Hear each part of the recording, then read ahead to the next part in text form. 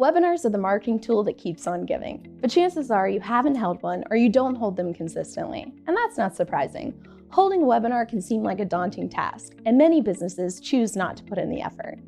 Now you can seamlessly prepare and host full webinars with an application that you are probably already using, Microsoft Teams.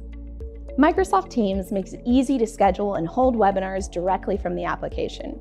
Here are all the details that you need to know when posting a Teams webinar. First, you need to fill out your webinar background details. Next, choose the title that will grab the attention of the viewer. Make sure to add your presenters to the webinar. This doesn't mean just add your speaker, but add all of the people that you want to have as admins for the webinar, such as employees from your team. Set the time frame that works best for your webinar and make sure to select the correct time zone.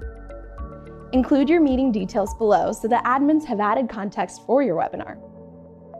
Next, you need to create your registration form. Add a banner image. This is important to define the personality of your webinar and position it as high quality for those who visit your registration page.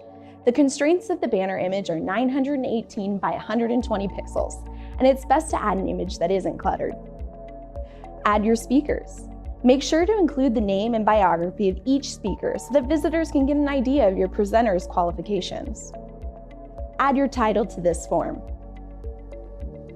Make sure the time frame and time zone on the registration form matches your background form. Add your description to this form for attendees. After working through each of these steps, you are ready to publish your Teams webinar. You will receive a registration link that, when clicked, leads directly to the registration page.